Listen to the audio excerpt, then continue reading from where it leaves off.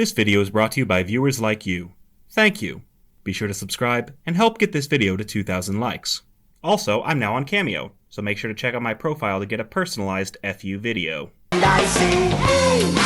Arthur is doing his homework when he catches DW coloring in his schoolbook on animals, which I guess in this world would be labeled as anatomy. Arthur says he likes to imagine how great life would be without DW. Welcome to the club. He says DW would be way more useful as a jackass or a superhero. But trust me, the last thing you want to do is give this brat superpowers.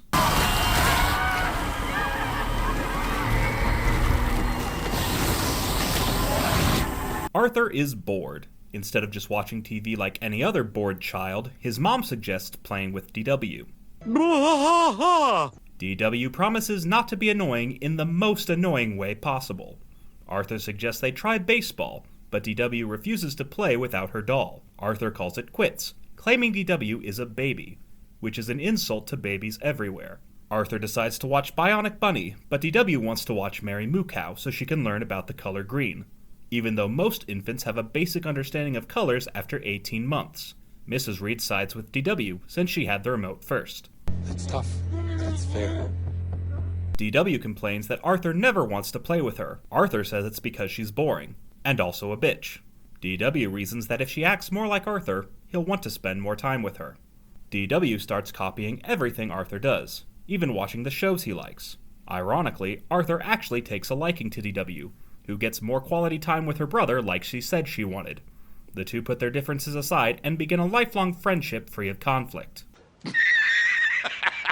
DW starts dressing like Arthur, copies his mannerisms, and even follows him to the boys' bathroom.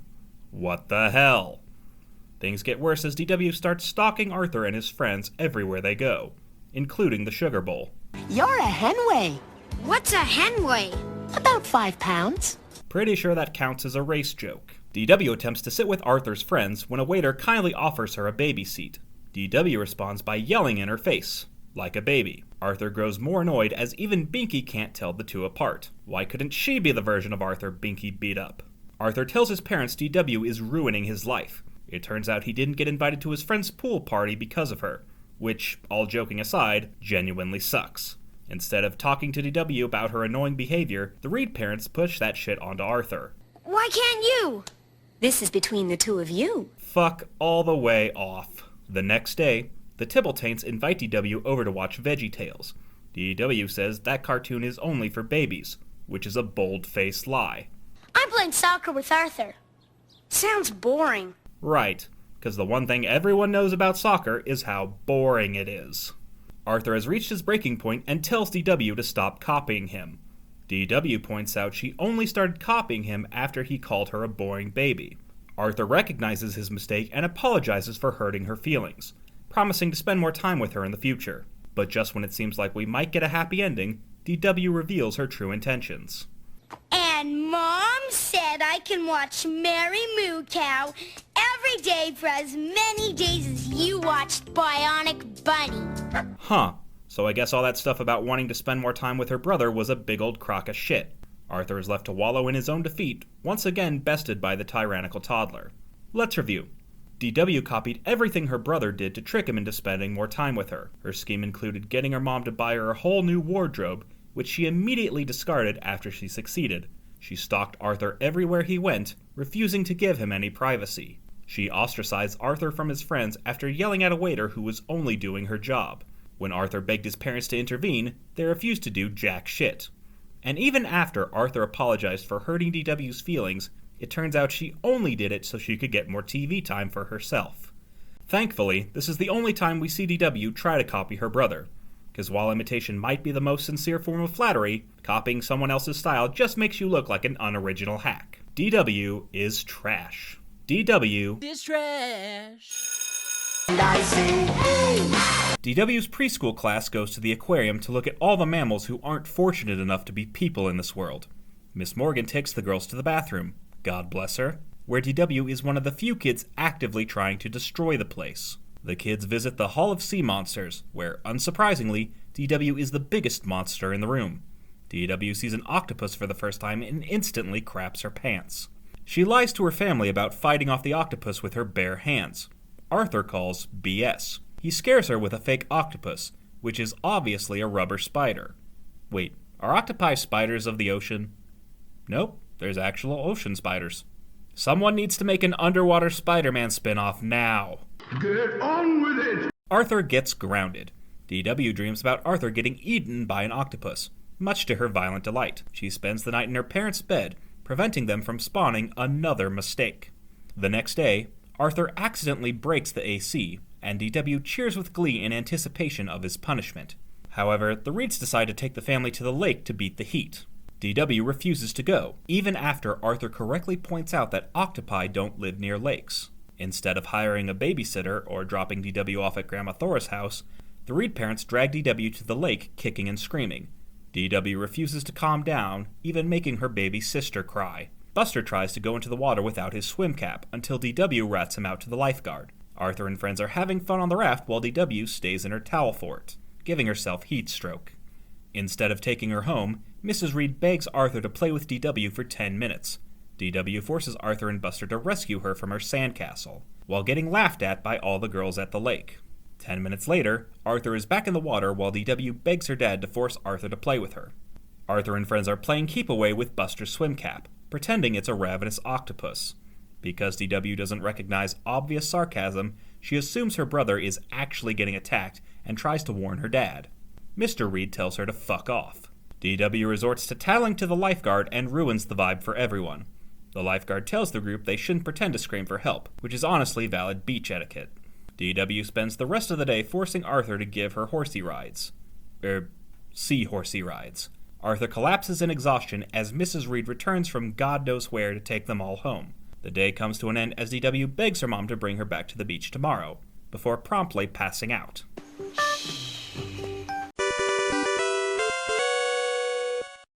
You're not still scared of octopuses, are you? Octopuses live in oceans, not lakes. I don't see any octopuses. Honey, there are no octopuses on this beach. There aren't any octopuses here. And she said that octopuses don't like lakes. That's my little octopusy.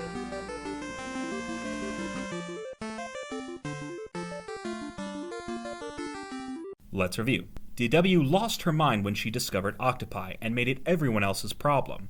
She ruined her family's trip to the lake with her non-stop screaming and crying. She forced her brother to play with her, embarrassing him in front of everyone and making the lake less fun for his friends. When Arthur tried to have fun without her, she snitched on them to the lifeguard, getting him in trouble, and forced him to be her bitch boy for the rest of the day. F-U-D-W. Arthur recalls the time DW beat him at checkers and bragged about it for an entire year. He claims that's not as annoying as Crazy Bus, an upbeat song written in A major that's played non-stop by A minor. It's the crack of dawn and DW is playing Crazy Bus for the 532nd time that week. And considering the song is a minute and a half long, that means she's been listening to the same song for a combined 13 hours and 18 minutes. Good God. DW is strutting around the house with her CD player at full volume, having apparently broken the headphones her brother gave her. Arthur tries playing outside to escape the noise, only to find DW and the Tibble tumors screeching at full volume. Instead of telling their daughter to turn down the music, the Reed parents decide to ignore her.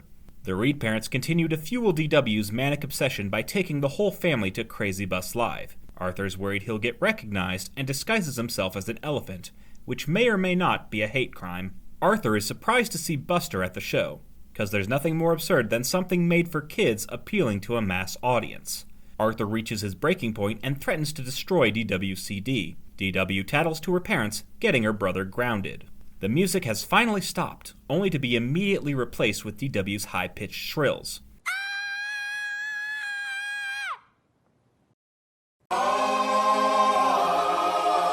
Her Crazy Bus CD is missing. Dun dun dun! Through second nature, DW blames Arthur. Yeah, like you didn't take my snowball out of the freezer. Let's not start that again. Later that week, the Reed parents go to their high school reunion, leaving Catherine Frensky in charge. The second her parents are out of the house, DW begins terrorizing her brother. She mistakes his CD-ROM game for her Crazy Bus CD and nearly scratches it to pieces. DW refuses to let Arthur out of her sight and tears his room apart trying to find her CD. Instead of sending the kids to their rooms, Catherine has the brilliant idea of drawing a line down the middle of the house, which has worked great in every other show ever made. Catherine's plan instantly falls apart when the kids get into a tug of war over Arthur's jacket, which results in Arthur getting yeeted into the closet. Surprise, surprise, it turns out the Reed parents took the CD by mistake, even though there's no way they could have accidentally swapped CDs without DW noticing. DW pretends to take the moral high ground while never apologizing to Arthur for falsely accusing him. In a cruel twist of fate, DW doesn't even want the CD anymore.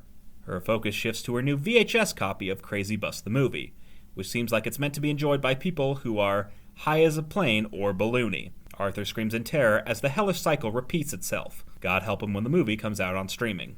Let's review. DW became obsessed with an inanimate object, driving her brother insane. When the object went missing, she instantly blamed Arthur and destroyed his room trying to find it. She wasted all her time stalking and harassing her brother when it ended up being her father's fault the thing went missing in the first place. And even after the issue was resolved, she replaced her obsession with something even more obnoxious, ensuring her family never gets a moment's peace. F.U. DW. Arthur says the only two people more annoying than DW are the Tibblewits. The terrible twosome excel at giving DW an inferiority complex the size of Canadian Oklahoma. The Tibbletumers set up a deadly tiger trap in their front yard. Makes you wonder what happened to their parents. They're disappointed when Principal Haney falls into the trap instead. So wait, tigers are animals, but bears are people? How does this world work? It's best not to think about it. Mrs. Reed volunteers to watch over the Tibbletaints while their grandma is out, by which I mean she volunteers DW to watch over them. DW tries to get the Tibbletwats to play peacefully, only to have them destroy her favorite coloring book. Doesn't feel so good when it happens to you, does it? DW begs Arthur to help her watch over the Tibble tyrants, since he's babysat for them before. Yeah, I told him a story. Mrs. Reed doesn't do a goddamn thing while her house is torn to shreds. DW offers to read them a story. The Tibbletools call BS, as even they don't know how to read yet. No way, no way, no way, no way! The fuck? The Tibble toilets call her bluff and ask her to read a picture book for them, cause no 4-year-old could possibly recite Little Red Riding Hood from memory. DW digs herself into a deeper hole by picking a book with no pictures, which I think we can all agree are the dumbest kinds of books. She starts her story in the middle of the book, where all stories start. DW spends the next hour verbally stroking her own ego by rewriting her own personal history, to make herself the hero of every terrible situation she's brought upon herself. Her thinly veiled self-insert goes on an adventure where she must rescue her Snowball from her evil brother, who's also a Transformer, which is somehow a bad thing? DW paints herself as the greatest thing that happened to humanity since sliced fucking Wonder Bread. She can ride a no-wheeler! So, a boat? Her story goes further off the rails as BW steals her aunt's wedding ring to cure her parents' spinach poisoning. Unfortunately, she first needs to find her missing blankie in the Maze Mart to activate the ring's power. Joe Fallon, what were you smoking when you wrote this episode? BW manages to escape the maze after finding her Snowball. Whoop-de-fucking-do. She also finds her blankie inside Crazy Bus, even though it's a completely different color. Surprise, surprise, it turns out to be a trap set by Arthur and Buster. Luckily, Spanky the Eagle shows up to kick ass and take names. America, fuck yeah! Coming again to save the motherfucking day, yeah! Arthur is defeated thanks to his own self-destruct button and Spanky dies like a bitch. BW gives Spanky a proper send-off with the help of President Hank Hill. Spanky was the bravest, boldest, best bird. America, fuck yeah. The Tibbleturds are moved to tears as their grandma returns from the store. They decide to take the book with them so their grandma can finish reading it. When Arthur points out DW's ruse will be exposed, she admits she doesn't care as she only wanted to be superior for one afternoon. Short-term games for a pint-sized pain. Lucky for DW, the dynamic dimwits assume the book magically changed on its own, proving the only ones dumber than DW are the Look, there's only so many words that start with T. Let's review. DW became hell-bent on proving she was better than the Tibble twins, despite her inability to read, ride a bike, or tell time. When the Tibbles destroyed their own yard trying to kill someone, DW dreaded the idea of having to spend a whole hour with them indoors. The role of babysitter was foisted upon her by her mother, which she was woefully unprepared for. She lost her mind after only a few minutes because no one should ever be forced to spend time with children. She lied about being able to read to one-up her supposed friends, and made up a whole story which only served to stroke her ego. When Arthur pointed out she couldn't keep up the ruse forever, DW admitted she only cared about making herself look good in the moment. And as bad as the Tibbles might be, keep in mind their bad behavior is a partial byproduct of being raised by a single grandparent, who is clearly an overwhelmed pushover. What's DW's excuse? F you, DW. DW's preschool class is making paper bag masks, which I can only assume are in preparation for the upcoming ritual sacrifice. Miss Morgan tells them they will soon have their first fire drill, triggering DW's pyromania. DW's Inferno boner quickly deflates when she learns what a fire drill actually is. Miss Morgan leads the class through a series of exercises in preparation for the drill.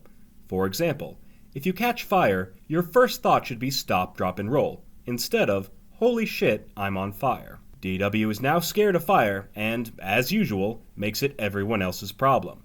She sets off the smoke alarms in her house in the middle of the night. She also sets off Arthur's BS alarm when she pretends to be sick the next morning. Being the mother of the year, Mrs. Reed allows DW to stay home from school. When Arthur tries to pull the same stunt, Mrs. Reed tells him tough shit. Turns out, she wasted the whole day for nothing, as the Tibbletwerps confirm the fire drill isn't for several more days. Mrs. Reed finally sees through her daughter's lies and forces DW to go to school the next day. She tells DW fire drills are important, which is a sentence she'll come to regret later in the episode. There she goes, the best mother I ever had. That's sad, but not for the reason you think. DW refuses to go inside, while Miss Morgan explains how a wet towel can be used to protect yourself from flames. Quick question, where the hell am I supposed to get a wet towel if the building is on fire? The Reed parents discuss how to help DW get over her fear of fire, while Mr. Reed eats a cookie straight out of the oven, like a masochist. The Reeds decide to make DW the fire warden of the house, because giving a person jurisdiction over something they're confused and afraid about is always the best course of action. DW runs her family ragged with her unending fire drills. She even goes as far as wearing her brother's used bath towel as a protective cover. Gross! Arthur tries to comfort his sister by talking about his first fire drill, only to be coldly rebuffed by the fascist 4-year-old. The next day at preschool, DW spends the whole time watching the clock. Boy, I sure wish I could tell time. I think I just found the best joke in the whole show. The fire alarm goes off and the Tibble trash instantly lose their shit. Ironically, DW keeps a level head and helps lead her class outside. The fire drill is over and DW is pissed off it wasn't more dangerous. She interrupts Tommy's panic attack to demand a more dangerous drill. Though to be honest, if this episode was made today, it would probably be about a school shooter drill. That's not funny. That's super sad. When DW gets home, she gaslights her family by claiming the fire drill was never a big deal to begin with, proving to be a massive waste of time and effort on her family's behalf. Let's review. DW lost her goddamn mind when she thought her preschool might spontaneously burst into flames. She went as far as pretending to be sick and even refused to go inside the building just to avoid the drill. She set off all the fire alarms in the house in the middle of the night, with no concern for her family's rest or well-being. When the Reeds tried to help her get over her fears, DW rewarded their sympathy with non-stop fire drills and blatant apathy. And even after she successfully navigated her first fire drill, she played it off as underwhelming and demanded a challenge that might actually put her peers in danger. F.U. DW. Arthur says DW refuses to have fun with her family unless she gets to pick the activity. The Reed family is planning their next big trip when Arthur suggests they go to Washington, D.C. That's a capital idea. For some reason, that joke hits differently now. DW wants to go to Ponyland, which looks like Dollywood on acid. Arthur points out DW got to pick their last vacation to a Santa-themed tourist trap. How can you share a sundae with Santa if you don't bring a sundae to Santa? The Reed parents should have done the bare minimum research on this place before driving all the way there. DW is outvoted and makes it abundantly clear she is not happy about it. I don't care about the president. I care about ponies. I'll give her this. At least she has her priorities in order. DW reluctantly agrees to go on the trip, like she has a choice, after her dad agrees to let her pick the next vacation. That doesn't stop her from trying to guilt-trip him into buying her a pony. DW spends the entire car ride being passive-aggressive as fuck. by pointing out every single pony she sees. Arthur fantasizes about meeting the president and becoming best friends. Who cares? DW spends the whole trip bitching and moaning about the lack of ponies and how boring everything is. And as someone who's been guilty of being that guy on a vacation, I assure you whining about every little inconvenience just further incentivizes your family to leave you behind. The Reed family decides to take a tour of the White House. DW says fuck that, sneaks off on her own, and ends up getting locked out of the tour. DW is now missing, and the White House is on full lockdown. Arthur worries what might happen if DW runs into the president. It is now illegal not to own a pony, and the national anthem has been changed to Crazy Bus. Nowadays, this would be the most realistic part of the episode. The Reed parents ask security to help them find DW. That's it? Initials? You didn't give the kid a whole name? Best character ever. DW bumps into the president and the two bond over their love of horses. DW is reunited with her family before she can do any real damage to democracy. The president invites the Reed family to dinner, and Arthur spends the whole time kissing his ass. On the ride home, DW says she wants to be president when she grows up, which honestly may or may not be an improvement over the current situation. Let's review. DW chewed out her family when they wouldn't let her pick their family vacation. She spent the whole trip complaining about every little thing, wearing down her family's nerves. She snuck off during the middle of a tour, sending the White House into full lockdown. It was only when she finally got to see something pony-related that she stopped being a passive-aggressive prick. And even after everything worked out in her favor, she vowed to become the next president, threatening to reshape the country in her own image. God help us all. F you, DW. So my family did a White House tour back in 2010, and my mom was in a wheelchair at the time, so she got to use the private White House elevator for the tour. She was escorted by the Secret Service, and she even got to go through the presidential kitchen. I really wish she had been able to take pictures. And I say, hey! It's a typical Monday morning in the Reed house. DW is making a mess and screaming at the top of her lungs, while Mr. and Mrs. Reed do jack-diddly squat to calm her down. Turns out, DW is all wound up because the circus is coming to town, which I'm pretty sure no kid born after 2010 would give a hot flying crap about. At school, Muffy perfects her counterfeiting skills while Binky stabs his easel to death. Arthur fever dreams his painting turning into an elephant, but that's what happens when you take the brown acid. Arthur gets sent to the school nurse, where his friends all skip class to check on him. Did you throw up yet? Buster, you are my spirit animal. Back at home, Arthur continues to get sick when DW comes in to make things worse. She tells him to quit faking, right before stealing his crackers and making a huge mess. DW complains how Arthur gets to eat dinner on the couch while she has to eat dinner at the table. Ugh, spinach! Dear God, not again. That night, Arthur has a nightmare where DW forces him to cross a tightrope on a unicycle and wakes up to find he has chicken pox. The Reed parents tell Arthur he can't go to the circus anymore, and DW is fucking psyched. Don't worry, I'll take good care of you. DW takes it upon herself to be Arthur's personal nurse Ratchet and forcefully takes his temperature. Thankfully, Grandma Thora shows up to save Arthur from DW's malpractice, so the tyrannical toddler resorts to verbal attacks. If you're a good little boy and don't scratch, I'll bring you a balloon from the circus. What a bitch. Over the next few days, Grandma Thora takes care of Arthur while DW refuses to let him out of her sight. Oh god damn it! DW snitches to Grandma Thora, who prepares Arthur a lunch that looks amazing to an 8-year-old and terrible to anyone with IBS. DW grows more and more jealous of the attention Grandma Thora is giving to Arthur, whose chicken pox have gotten so bad it's even spread to the furniture. DW is tired of playing by proxy and decides to go full Munchausen. She gives herself fake chicken pox and tricks her grandma into giving her an oatmeal bath. Her plan immediately backfires as she somehow doesn't understand what happens to magic marker in soapy water. Grandma Thora catches on to DW's lie and gives her the scolding her parents would never have the balls to deliver. That night, DW complains to her dad that she'd rather have the chicken pox than go to the circus. Instead of explaining how chicken pox make you feel horrible and that getting gifts and special privileges are only a minor silver lining compared to the constant pain of being sick, Mr. Reed tells DW to get over herself. He gives her the option of staying home from the circus, which is maybe the first smart thing he's ever done as a father. It's the morning of the circus, and Arthur's chicken pox have healed enough that he can go. Meanwhile, hell has apparently frozen over as DW apologizes to her parents and admits she was acting out because she was jealous of her brother. DW's sudden maturity and character growth are thrown out the window harder than Arthur's plane when she finds out she's now sick. Which makes sense seeing how the Reed parents did absolutely nothing to safeguard their 4-year-old from her highly contagious brother. And unlike the book, where DW's Chicken Pox serve a karmic justice allowing Arthur to throw his sister's words back in her face, cartoon DW couldn't be more thrilled. When Arthur points out she won't get to go to the circus, she still claims to have won the day, as chicken pox only come once in a lifetime. But being a whiny little brat lasts forever. Let's review. DW accused Arthur of faking his illness and made a fuss when he got special sick day privileges.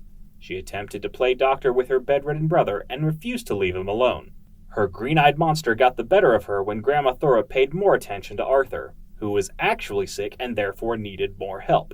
She pretended to be sick to trick her grandma into doting on her and was only punished with a slap on the wrist.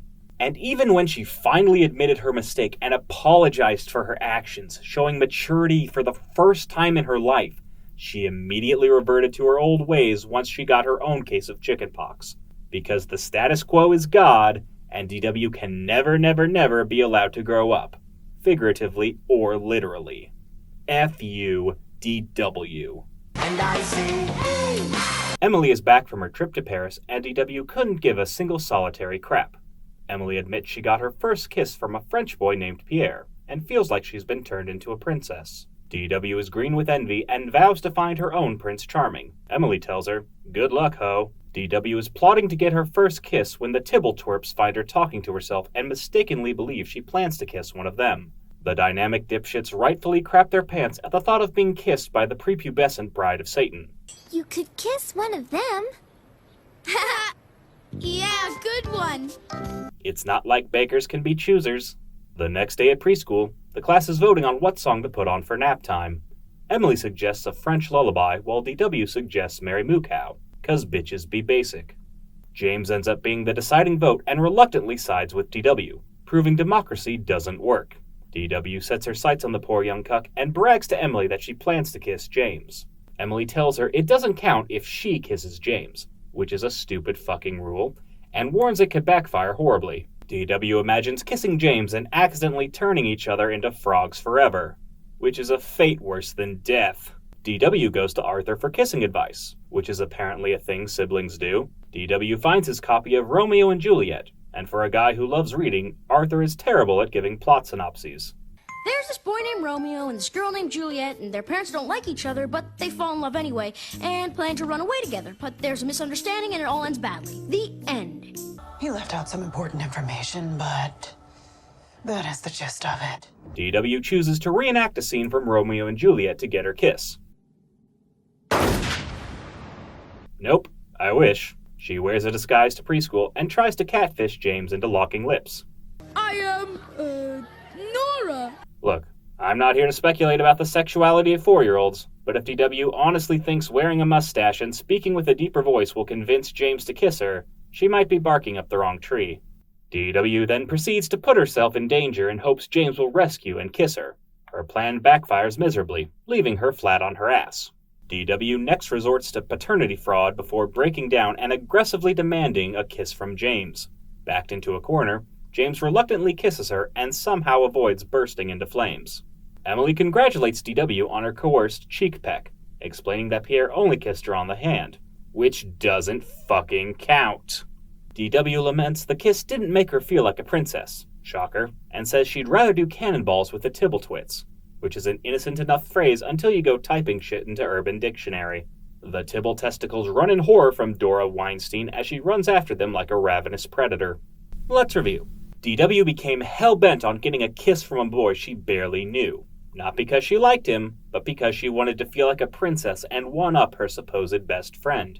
She pestered her older brother to teach her about kissing, which is a sentence that has no business being part of a kid's show. She based her actions on an overrated play about young love, not true love, and tried to trick James into kissing her through catfishing, gaslighting, and deceit. When all her plans blew up in her face, she resorted to screaming at James in front of her peers, forcing him to kiss her against his will. And even after she got exactly what she wanted, she complained the kiss didn't make her feel special, and reverted to hanging out with her friends who now fear she might do the same thing to them. Sadly, this wouldn't be the last time DW used James as a pawn in her feeble quest for romance, because even if you're only 4 years old, it's important to understand that consent is a two-way street, and nobody owes you their affection just because you were dumb enough to catch feelings for the first boy who was nice to you in your entire life. F-U-D-W. And I say, hey! The episode opens with DW complaining how she isn't the central focus of a show named after her older brother. We're then treated to a fantasy sequence about losing teeth.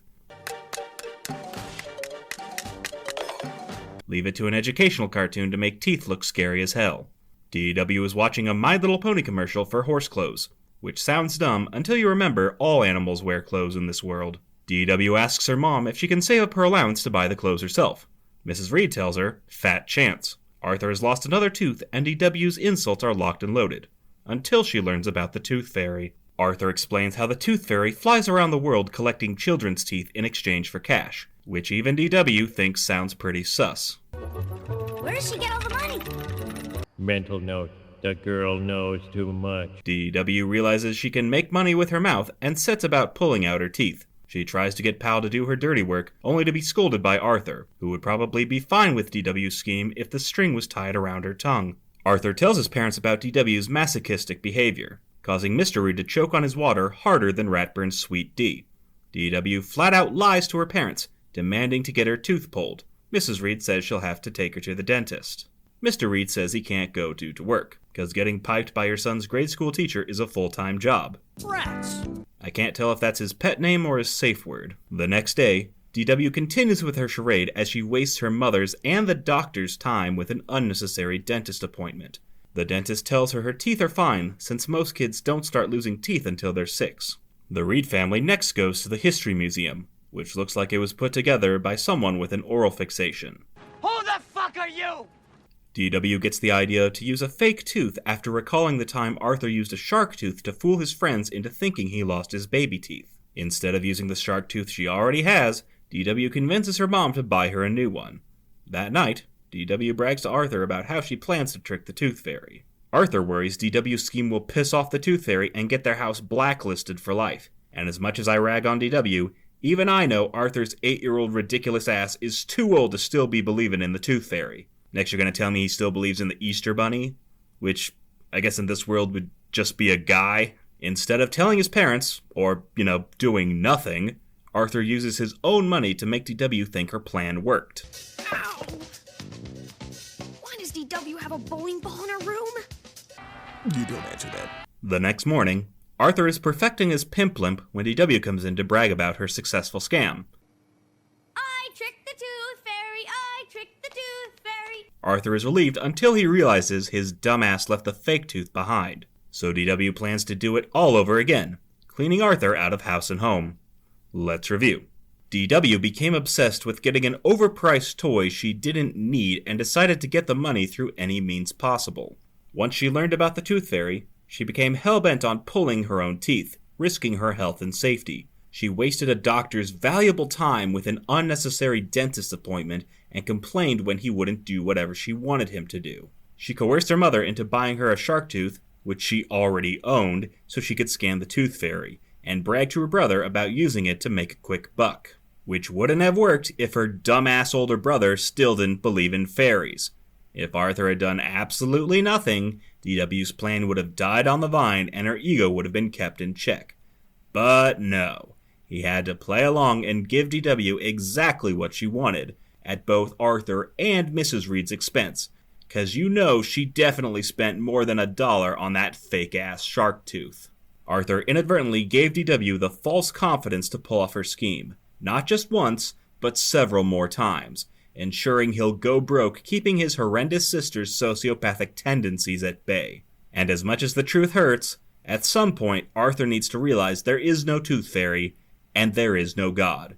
Because no cruel God would possibly curse humanity with the unbridled terror that is Dora Winifred Reed. F-U-D-W. And I say, hey! Arthur marvels at the sheer magnitude of malicious mischief that is the Tibbleswerps. You make the Lord very nervous. Arthur says the only thing that can make them worse would be giving them superpowers, which is a pretty low bar considering the only other notable twin-based superheroes. Wonder Twin powers, activate! Wait a minute, how come I always change into something lame like ice? I'm always a wave or a puddle. I don't know, Zan. This isn't the time or the place to get into this. Arthur complains to his mom that he can't do his homework with DW and the Tibble twits screaming outside. Mrs. Reed gets distracted by the twins' dope-ass hats and makes the grave mistake of inviting the terrible twosome into her home. Mrs. Reed calms them down by playing an episode of Mary Moo Cow that was directed by Dan Schneider. Feet. Arthur can now do his homework in peace so we can watch a show on magic later. Maybe I'll learn how to make DW disappear. Don't you say those things unless they're true. The Tibbletaints are now thoroughly indoctrinated into the world of foot worship when the VHS tape game ends itself. DW narrowly prevents the two from destroying her TV and goes to get her mom. The Tibbletumers change the channel to an action-packed cartoon, which looks like the personification of ADHD.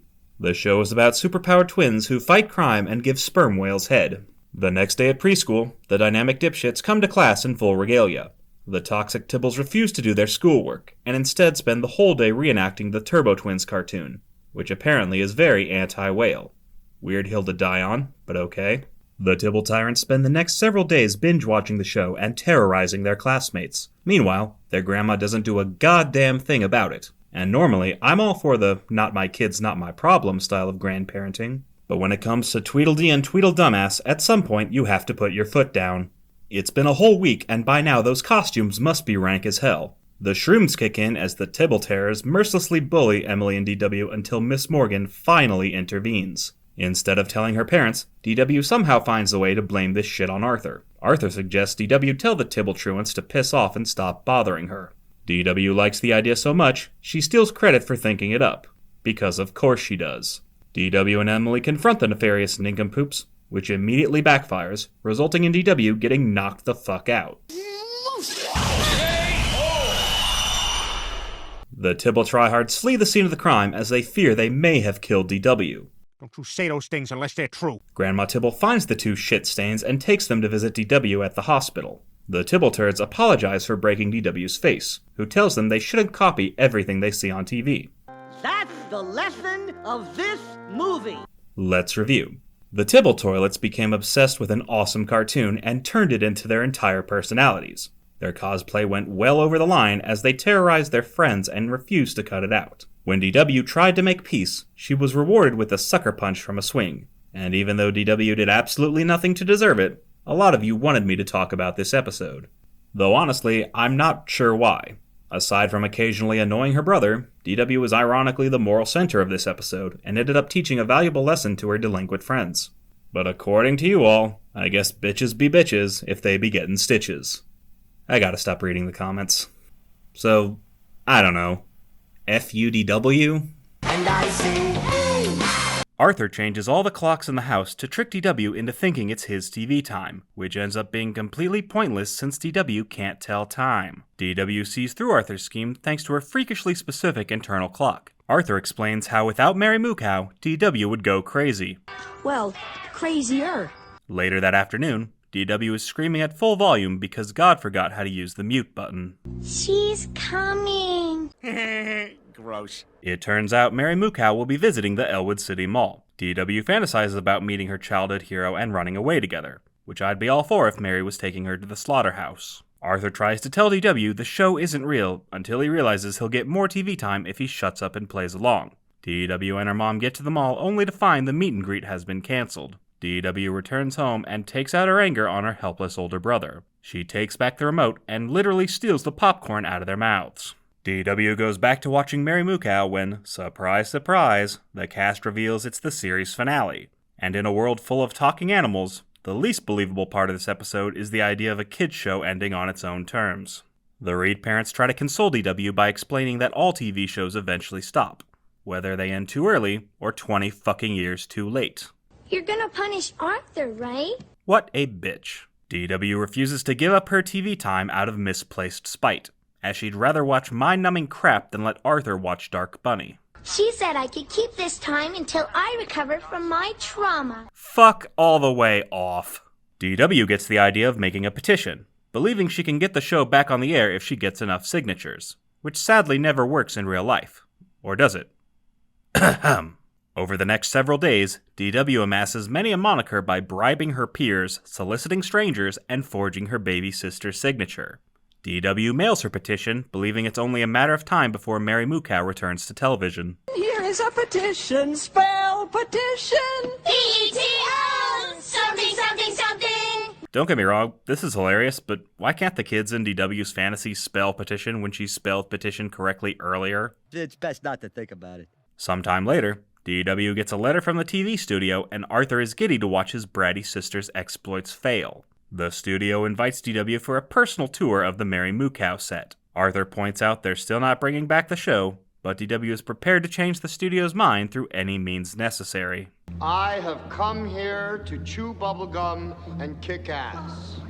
And I'm all out of bubblegum.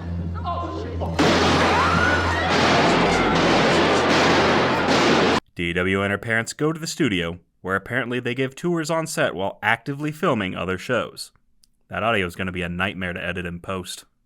DW asks repeatedly to meet with Mary, only to be told she's not available. DW goes into terror tantrum mode once she figures out the studio is just pitying her and has no intention of bringing back Mary Moo Cow. DW makes a scene in the middle of the set, while the Reed parents regret letting her out of the house in the first place. DW breaks into Mary's dressing room and accidentally finds her sex toys. It turns out the dressing room is actually for a financial analyst who replaced Mary's show.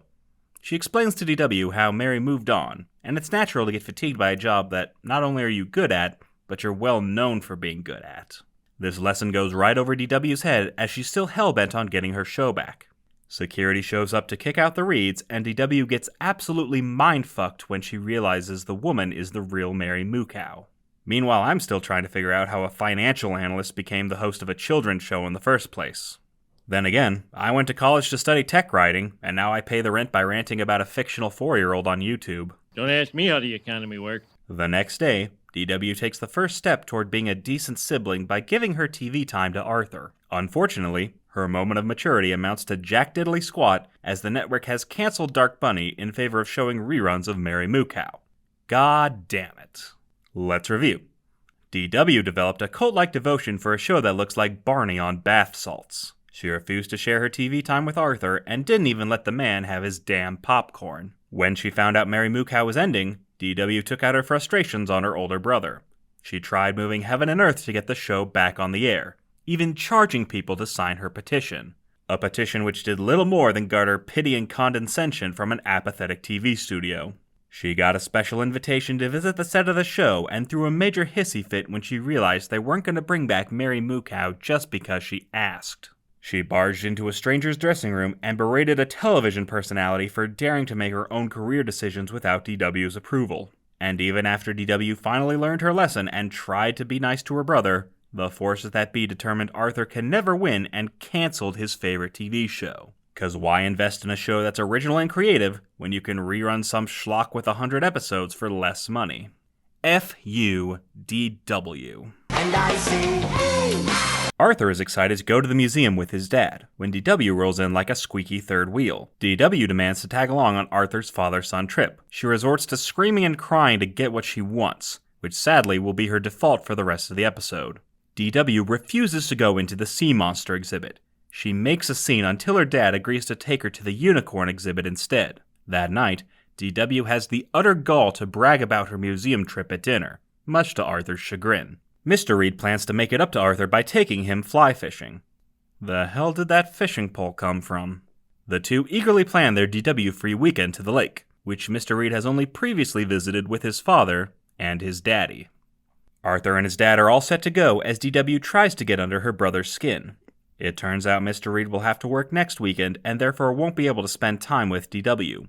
The fussy 4-year-old cries how it's not fair Arthur will get 2 father-son weekends in a row. Instead of taking 10 seconds to explain that he'll spend his next free weekend with DW, Mr. Reed decides to let DW crash their father-son trip for the second time in 2 weeks. The Reeds drive to the lake while DW blasts her goddamn Mary Moo Cow cassette on loop.